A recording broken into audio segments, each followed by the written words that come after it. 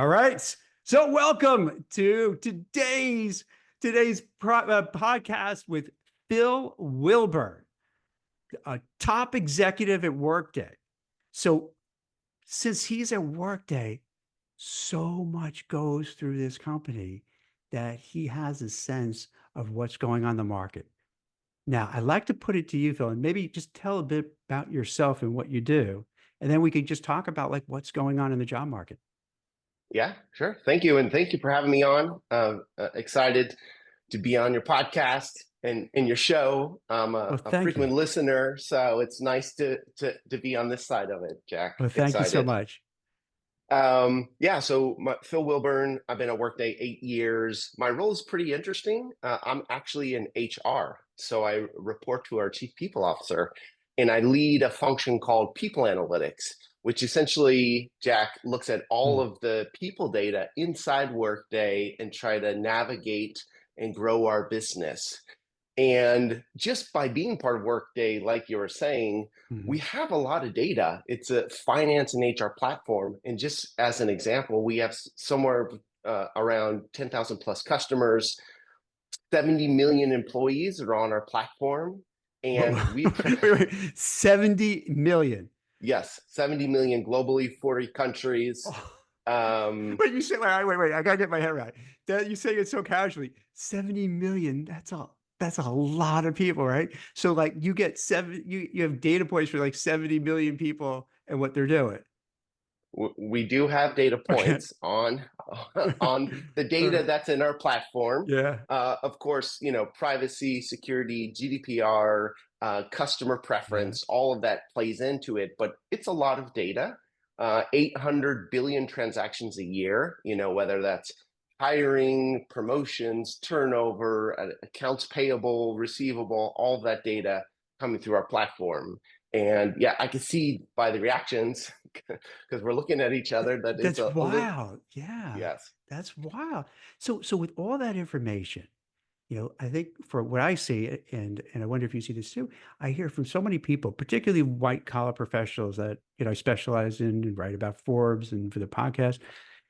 A lot of people are having a tough time finding a job, anywhere from like someone just graduating college to maybe someone who's a little older and face ageism. Can you maybe share a little bit about what are you seeing in the market? Is it Mhm. harder to find a job lately? And sometimes, even if it's hard, people feel better knowing it's not them. You know what I mean? That like, okay, it's not just me that can't find a job. This is going on. So, top line, like, what are you seeing? Is it harder, easier for white collar people lately? Yeah, I mean, so first of all, we publish a report at Workday does biannually called the Global Workforce Trends Mm. Report. And out of there, we kind of aggregate and trend this data. So that the insights that I'm sharing with you, Jack, right now is Yeah. it's from that report. Is it easier or harder?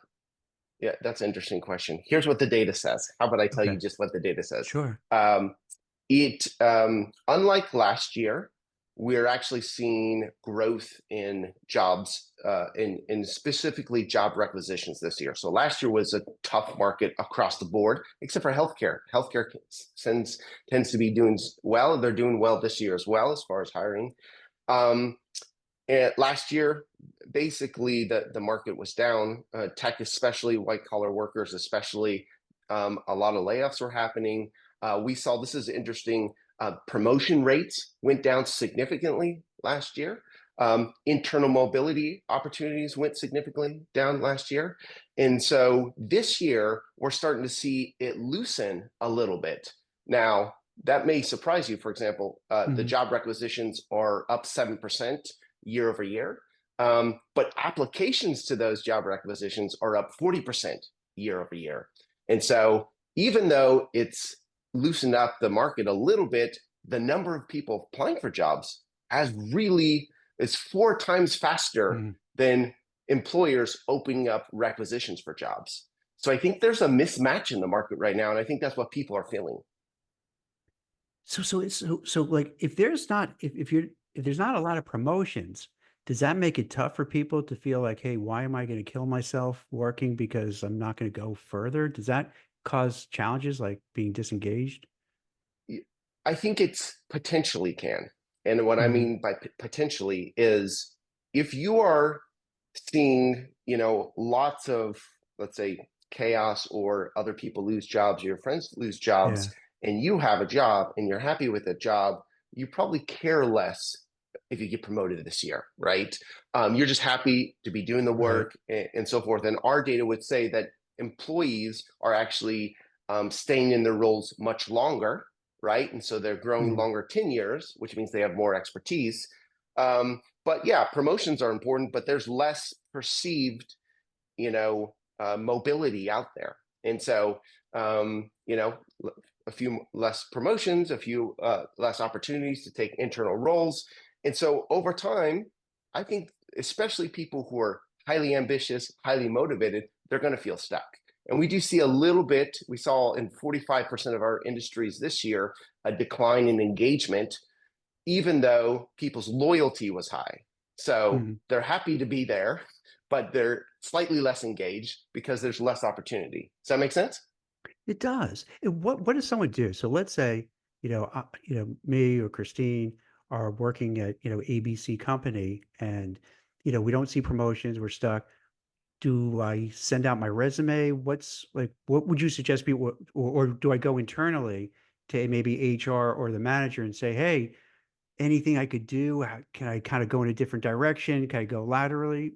Did you have any suggestions for the audience who's kind of maybe going through this? Yeah, I mean, look, here's what I would say. Number one, crush your job. Whatever job you're doing, you crush it. You be the best, person in that job, and let people know you're crushing your job. Because what we see in the data is that our high potentials and high performers are leaving their organizations when everybody else is staying. So if you're crushing your job and you're doing an awesome job, you can either look for promotion if it's there, or people will find you because of your reputation, because of the work you're doing, and there's still great opportunities out there. So that's number one. The second thing is, I think what is happening is everybody's expectation for their current role is increasing. And what I mean by that, Jack, is that what we've seen in the hiring data is that we're raising the bar. I think it was something like Mhm. 72% of global executives are raising the barriers in the bar for the Mhm. jobs they're posting, because they want more seasoned, more experienced people in that role. And what I'm seeing inside companies is that for Right. every role, everybody's raising the bar. They want them to be delivering more, have bigger expectations, etc. So if you can grow that way, you still have growth opportunities. But if you're crushing your job, there's still a lot of opportunities out there, and we see that clearly in the data. I really appreciate you saying that though, because for a while, we've seen all these memes like, do nothing Monday, quiet quitting, all these kind of things, and mostly emanating on social media and TikTok, and it makes people say, oh yeah, maybe, I'm gonna take it easy. Why should I kill my? But you're saying the opposite, like, okay, if it's a tough market and you have a lot of competition, instead of just shrugging your shoulders, what am I going to do? Say, F it, I'm going to just crush it. I'm just going to be the Yes. best I can at my job. Even if you do, and tell me if this makes sense too. So, like, you just almost block out, all right, I get it. Maybe it's not a promotion. Maybe it's a tough job market. But you know what? The one thing I could do is actually focus myself and make sure I could be the best I could be and get, as much done as possible. And by doing that, and you also, I think you mentioned, try to make people notice you. So, like, how can you do that too? Like, what can you do to make because lots of times you're a big company, like you get lost. Like, how can you get your boss and other like key decision makers to know, like, Chris or Jack, I was really doing well. Do you just have to Mm-hmm. be boastful? Do you like, what would you Yeah. recommend? No, I mean, I think there's a so in career Mhm. success, you can think about it in two ways, and in the larger research backs it up. You have the human capital, right? So your Right. actual skills and your ability to do a task, but then you have your social capital, which is your connections and your Mhm. relationships. And people sometimes overemphasize one, it's just the great skills you have. or it's Right. just who I know. But it's actually, you need to do both. And so when I mean social capital, it could be as simple as, I worked really hard on this presentation. I would like the opportunity to present it to the stakeholder. Great. You crushed this presentation, so good. And now you're asking to be in the room to present this presentation to stakeholder. Sometimes that can happen, sometimes not, but at least you're showing that you want to be in the room and you want to be present with the stakeholders, right? Or you get a request from someone that you don't traditionally get a request for, and you say, well, is this my core job? Maybe it's not my core job. Maybe it's socialized with my boss, but you really manage that relationship really well and deliver something that surprises that relationship. You're building your reputation and you're building your network that way. And that's inside an organization. It's the same thing for getting a job externally, Jack. It's not Mhm. as simple as saying, oh, here's my resume, ChatGPT, make it match this job requisition. Let's submit. What you should be doing is saying, who do I know at the company in a similar job, a LinkedIn connection 2 or 3 times away, reach out to that person, try to get a conversation. Like, your network is the biggest predictor of your ability to land your next position, right? And so getting out there and connecting with people is a huge benefit, and it will help your career and help you find the next job. Yeah, I love that advice. And just to kind of dial it back a little bit, the thing about getting having people know what you're doing is so important because you could be the best at at your job, but if like no one knows it, what good is that? And I think, and tell me if this makes sense, Phil. I think a lot of people are just they're not boastful. So there are some. We all know people who like just all they do is boast and they have nothing to like they have nothing behind them, but they just boast. But others really have a lot to offer, but they're just like maybe shy, maybe they're withdrawn, Mm-hmm. or maybe they just feel uncomfortable. Look at me, look what I did. So, but it sounds like in part what you need to do is find your comfort level, but you have to go out there and let people know what Yeah, you're doing and your achievements so that they realize, oh my God, I didn't know Jack was doing it. This is great work. yeah, And you have to be yeah, brave, right? A little brave to step out and do that, maybe out of your yeah. comfort level. I think that's fair. I mean, I think Yeah.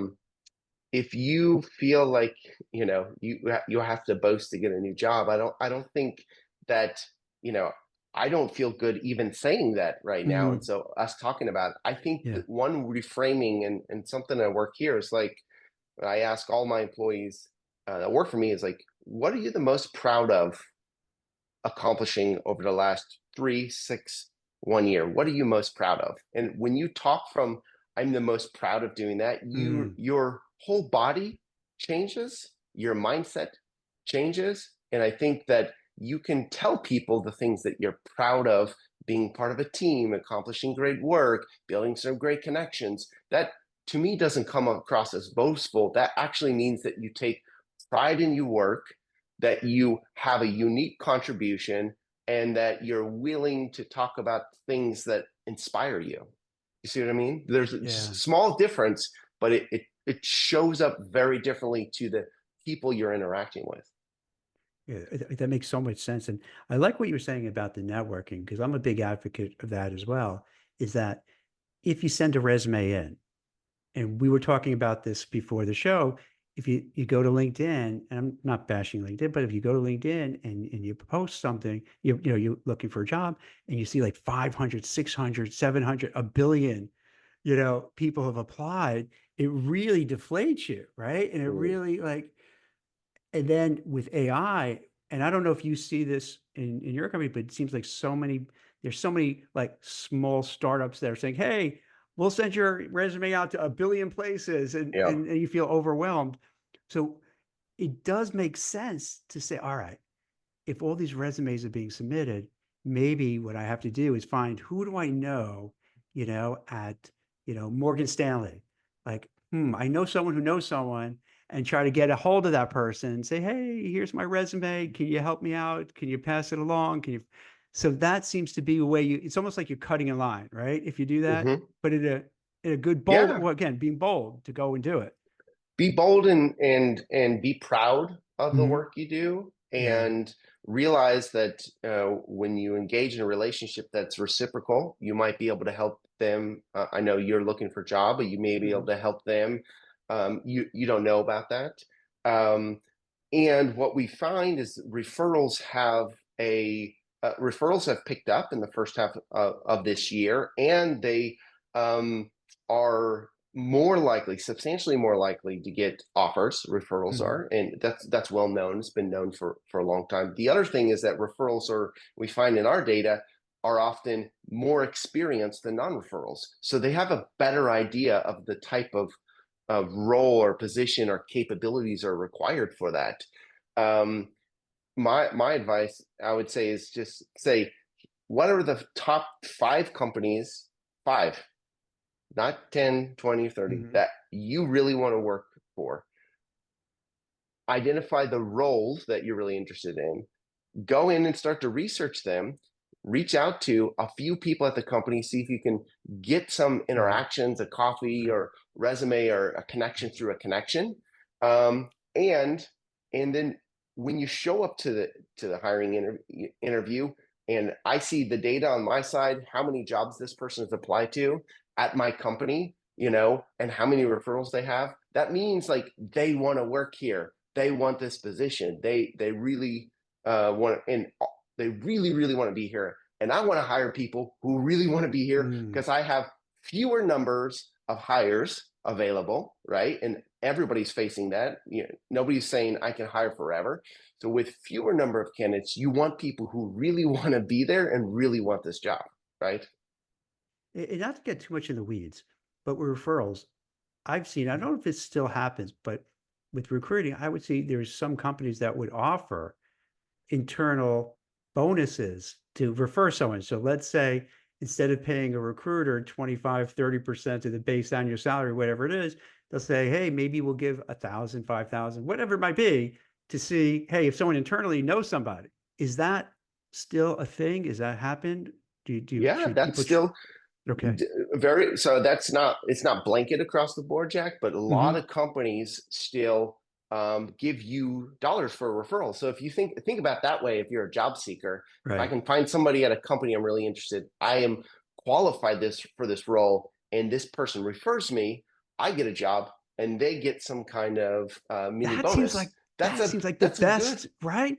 That right? seems like the best thing. So do you think maybe just let's brainstorm this, like for people who are watching this and listening to it, maybe that's one of the best ways to do it. Like, okay, the 5 companies that you really want to do, and maybe hopefully at those 5, they all have bonuses, internal bonus rewards.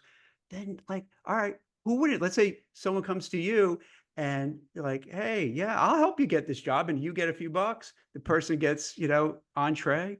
Everyone, right? That could be like the best hack ever. No? Yeah, yeah. Right? And the other thing is, reputation passes through a network. So Mm, I want to hire people who have an amazing reputation for just delivering and crushing their job. mhm. That's the people I want to hire, right?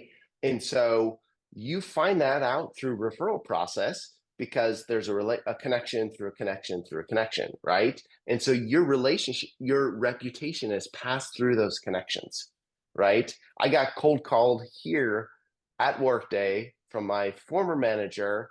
I never talked to him, and he says, I know of someone who knows someone, and they say you crush your work, and I want to bring you to Workday. and and that's through kind of just your network. And so I'd say, like you were saying before, you know, be bold, right? Be proud of the work that you've accomplished. Um, really focus on the type of company you want to work for and the position you have, and then go out and find those right connections. And then that's what kind of lines it up, um, you know, uh, increases the probability Yeah. of a hiring manager saying, yes, you're the right person for this role. I love that advice, guys, because it makes so much sense. So let's say, you're the hiring manager, the HR person, right? You're managing someone, and then you have 100 resumes in your ATS system that you got to go through, and your eyes are just like you get blurry after looking at 100, and now there's another 100 coming. If you have somebody who calls you, say, hey, Phil, you got to meet Christine. She's great. She's awesome. Here's why she's awesome. Give you some good things about her. you'd probably take a right to the front of the line and say, because rather than going through 200 resumes of people I don't know, I get this really great recommendation from someone I respect. And that helps you kind of get right in front. So Yeah. that seems like a really good way to get noticed. Yeah, Yeah. definitely. That's a good way. And, in some cases, AI is actually helping out. And Hmm. this is what I would say is like, make sure you're clear of the skills that you have and the experience you have on your resume, whatever you're submitting, because AI is doing a really good job of matching exactly those requirements and skills Hmm. with the resume. They're doing a good job. So if you're a good fit for that role and your company's put some AI in there, you actually have better chance of getting that role. So being very clear that Hmm. your skills match. And I think that's the benefit. So we can, have great people whose skills match that role as a way to meet great candidates. And then the other thing I would say, Jack, that's happening is we're starting to see cross industry hiring. So if you're in technology, you're going to business. If you're in finance, you want to go to professional services. I would say for those of you, our audience who has the skill and say, hey, I want to work for these 3 tech companies, maybe be open to a tangential opportunity that your skills actually align to that you hadn't thought about before, because there's still these great opportunities in a different sector that you may have not thought, and we're starting to see quite a bit of that right now.